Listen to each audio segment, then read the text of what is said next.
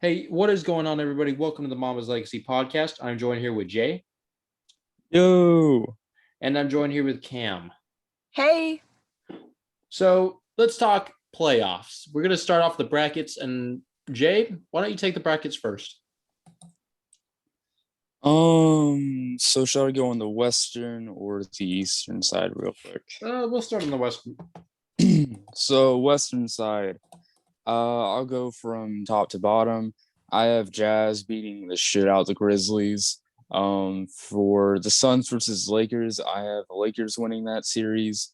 For Nuggets, but I will say for that Suns and Lakers series, it's going to be a lot closer than people expect. But I still have the Lakers going out on top. For Nuggets and Trailblazers, I believe Trailblazers. The Nuggets don't have any shot creation point guards right now, so it's easy to say that nobody's going to touch the offensive Dame and CJ. For Clippers and Mavericks, I have the Clippers going out on top. Tingus Pingus is not doing anything. You hate Tingus Pingus? Let's just say in general, Tingus Pingus has always just fell short of his potential. That's true. So who you got in the Jazz Clippers then? So wait, what? Jazz Clippers. Oh, so right? So Jazz and Clippers, I'm actually going to go with a hot take and say I think the Jazz they beat the Clippers. All right. I mean, that's a bit of a bold take, but you could make that. I mean, my reasoning is I expressed it on another episode, but the Jazz are historically one of the top 10 best 3-point shooting teams of all time. Like, that's not just me saying that out of me liking them. No, it's actually look at the statistics. They have 10 players this season who have made over 100 3-pointers. And they have one of the highest 3-point percentages in the NBA. And that fares pretty well against the Clippers. We saw against the Nuggets that whenever the Clippers went against the Nuggets last year, it was Jamal Murray really tearing them up from 3-point.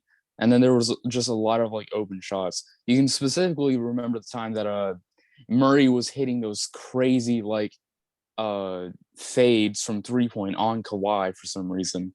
But yeah, I feel like with how much of a great offense the Jazz have, and they still also have a pretty great defense with Rudy Gobert being at the center, I feel like the Jazz are going to upset some people, and I feel like one of those teams is going to be the Clippers. I could be completely wrong. They could be the next Atlanta Hawks, but guess what? I don't care. I don't see them being the Atlanta Hawks, but I guess. Finish off your Western bracket then. We got Portland and Lakers. Who you got there? For Portland and Lakers, it's simple. Trailblazers, they've improved on wing depth. They still don't really have a great center. Nurkic isn't that amazing. He still has time, but for the most part, he's not going to change the game. And we've already seen LeBron post and Nurkic enough to know that is going to be Lakers. All right. So then conference finals, Lakers and Jazz. All right, for conference finals, Lakers and Jazz, I believe that I hate you. But I believe that the Lakers are going to be the team to take it home. I think it'll most likely be a 6-game series. That's what I think. I don't think it's going to be a blowout. I don't think it's literally going to be the Atlanta Hawks from 2016 and 2015. But yeah. All right. Well, we'll all go through our West real quick. Then we'll start in the East. Cam, why don't you go through your West? Okay, so starting it out, very similar to Jay, of course. The Jazz over the Grizzlies, Clippers over the Mavericks. I went back and forth all morning on the Nuggets Trailblazers. It was just, I could not decide, but I ended up going with the Blazers in 7. I think they have the edge there. And then as much as I didn't want to say it at first, and as much as I wanted to see the Suns succeed, I think the Lakers are going to beat the Suns there. All right. Yep. And then moving on, that brings us and makes Jazz versus the Clippers. I think the Clippers are going to win that one. Pretty easy, actually. I'm not going with Jaya right there. And then when you see the Blazers Lakers matchup, you really see the Blazers have no chance in that series.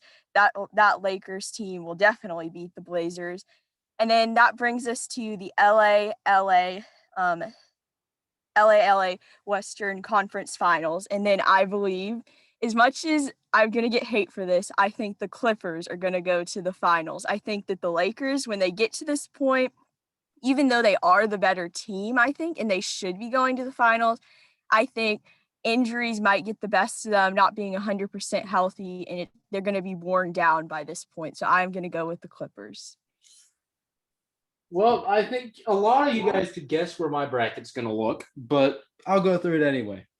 Jazz and Memphis, I have the Jazz winning that game. I do think Gobert's a liability in the playoffs, but with this matched up against somebody like Valanciunas, I think that's actually a better matchup for him, and I think he can own the paint in that series. Clippers, Mavericks, I believe the Clippers are going to make light work of the Mavericks. Like you said, Tingus Pingus always falls short. And this Mavericks team's not really improved too much compared to last year's. Nuggets, Trailblazers. I have the Nuggets winning that game just because of how dominant the Nuggets have been, even without Murray. Campazzo stepped up, and I like this Nuggets team. And then Suns and Lakers. I have my Lakers. I think we're going to just own the paint in that series with Anthony Davis. Then with the Jazz Clippers playing, I actually have the Clippers making their first conference finals appearance. I think Kawhi and Paul George, they're going to come out. They're not going to be ready to go home again. And they want to make it look like they were brought here to win because they haven't looked that well yet. Blowing a 3-1 lead last year has made everybody kind of doubt them. But I still have a little bit of hope for them. For the Nuggets-Lakers game, I think we're going to win that. I think Anthony Davis, Jokic is a stiff center, and they have decent pieces all around, but I think Anthony Davis is going to be the X factor of that series. If he doesn't play well, I still see us pulling us out in 7, but if not, I think it's going to be us if Anthony Davis plays really well. Then Clippers and Lakers conference finals. These Clippers are not going to the finals. Our Lakers are going to the finals. We match up, I think, really well with the Clippers, and the Clippers seem to be scared of us. That's why they lost that game against Oklahoma, because they didn't want to be in the same side as us. So it's okay. And I think we're going to show them who really runs LA. Now for the East, we'll go in opposite order. I'll start off with my East. I have the 76ers beating the Wizards. Love Russell, but he's not doing anything against Embiid. And I'm there for the pettiness. I want to see Embiid versus Russ. That rivalry is one of my favorites to watch. Then the Knicks versus Hawks. I have the Knicks winning that game. I don't think the Hawks defense can slow this Knicks hot offense down. Heat and Bucks. The Bucks are destroying in that series. They lost last year because they had Bledsoe as their starting point guard. If you have Bledsoe as your starting point guard in the playoffs, you're bound to lose. Then for the Nets and Celtics, I have the Nets. Then 76ers and Knicks. Love these Knicks to death, but the 76ers are winning that. And then Bucks versus Nets. I have the Bucks winning that game. This Bucks defense is really impressive, and they have offensive firepower. So I'm not worried about this Bucks team going up against those Nets. Now for the 76ers Bucks, I have the Bucks winning that. Giannis is going to be on fire by that point. They're going to be hot coming off beating the Nets, and I think they're going to go right into the finals, where they unfortunately end up losing to my Lakers. Now, Cam, what's your Eastern side looking like? Okay, so to start off, I definitely have the 76ers over the Wizards. That's going to be pretty easy. Moving down, I do have the Hawks over the Knicks. We did on the playoff Q&A, we really looked into this series, and I'm really going for the Hawks. I think they have more depth all around. Then moving down, we have the Bucks and the Heat. That's going to be pretty easy for the Bucks. I don't know why people think the Heat can win that, but I'm going Bucks on that for sure. The Nets, Celtics, that's going to be pretty easy for the Nets. And then that brings the matchups to be the 76ers versus the Hawks. Obviously, that 1 seed is going to have an easy time, I believe, with the Hawks. And then the Bucks, Nets, this is another one I went back and forth on for a long time, but I think the Nets are going to win in 7, and I think that's going to be a really good series. And then that brings us to the 1 seed versus the 2 seed, the 76ers versus the Nets.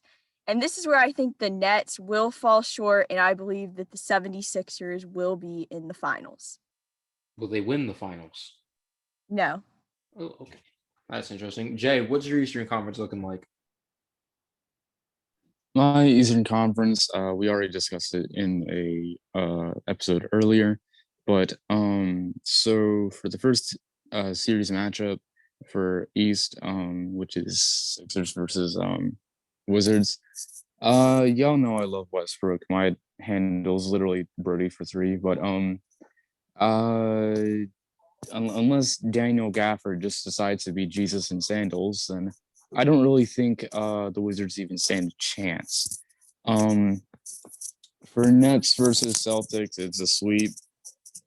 For Bucks and Heat, I have the Heat because reasons from last year, as well as I really like.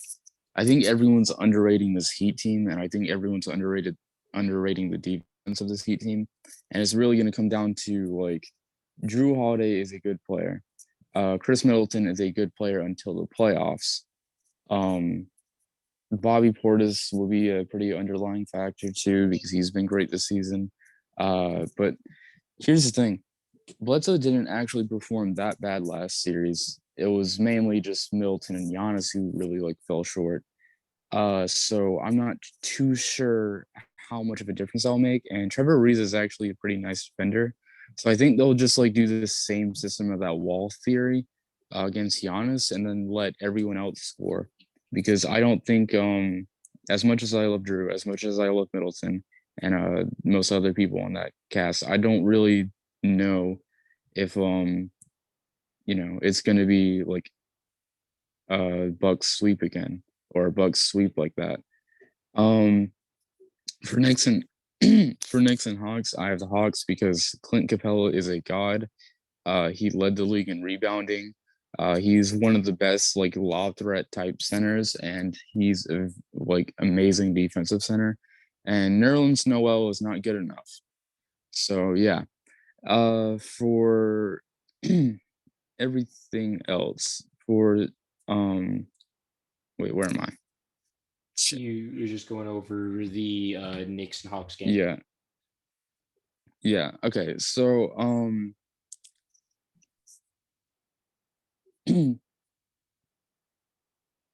shit, I'm lost.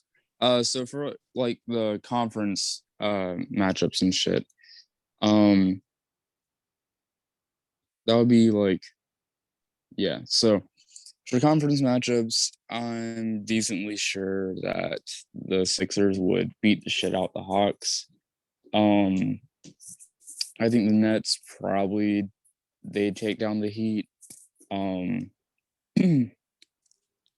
think so shit, I'm completely lost today. I'm sorry. It's all right. It's all right. You just 76 would beat the Knicks. What would you have? You pick the Bucks or Heat? I picked the Heat. The Heat and the Nets. Who wins that? Yeah. So Nets win that. Because well, KD's KD, and unless like he gets injured, then it's pretty clear. And James Harden's one of the best players in basketball.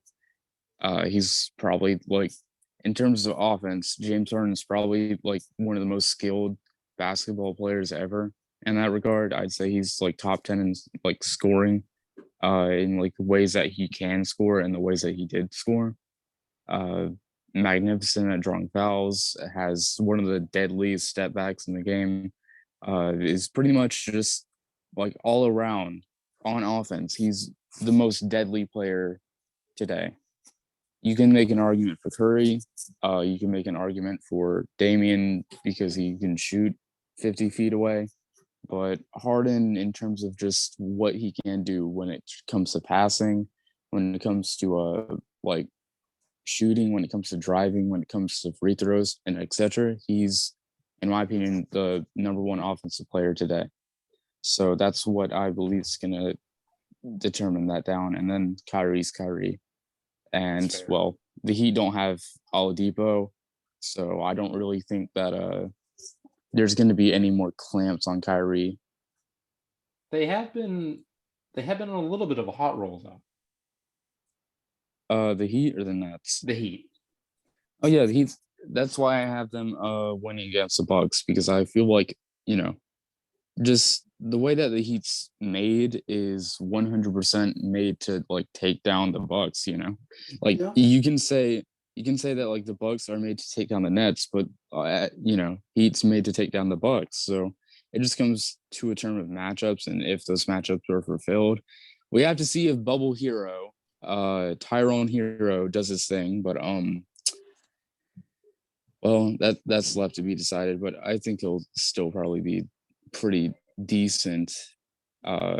So in that terms, Nets 76ers then. What do you got? Nets versus 76ers. I have the Nets. I like Ben Simmons is not a playoff performer. That's been my opinion for a while. But in my opinion, he's never really been a playoff performer. There was like a clip a few days ago I saw where like Simmons was struggling to back down Duncan Robinson. So,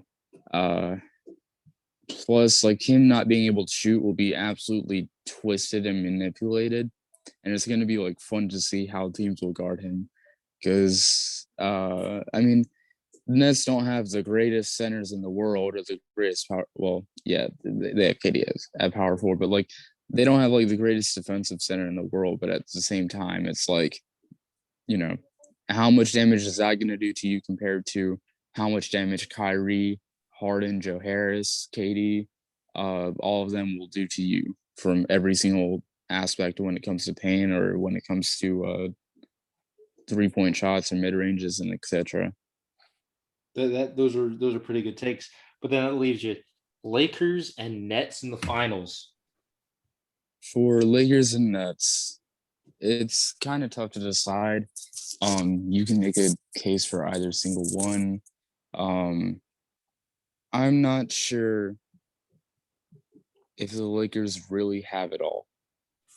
They struggled against the team of the Warriors that sorry, my voice just absolutely died, but I'm going to keep on going with it. Early morning things, or yeah. So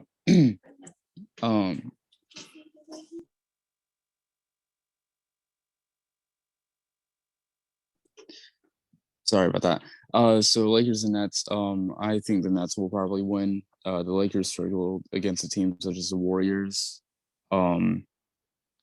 And in a matchup that kind of stood a little bit sour in my mouth due to some of the missed calls and stuff. But ultimately, I think the Lakers are still a great team. I still think that, they're one of the top dogs. It's probably going to be a very long series. It's not going to be a sweep, but I feel like the Nets just have way too much firepower. And, well, they kind of match up perfectly when you come into the picture that Drummond is not a good defensive center at all, and the Nets don't have a good defensive center at all. So that leaves a lot of opportunities open. That's fair. If there's one team that can beat my Lakers, I will say it's the Nets. That firepower on that roster is something I don't think we've seen before. And plus, they have really great defensive options as well off the bench, like Bruce Brown and Jeff Green. They're both really good. Bruce Brown, he'll probably be put on like a few scenarios when it comes to like, I don't know if they would put him against LeBron, but I feel like that might not be a bad option, to be honest, because they'll either have to put KD on LeBron or they'll have to put Bruce Brown on LeBron in terms of like defensive matchups.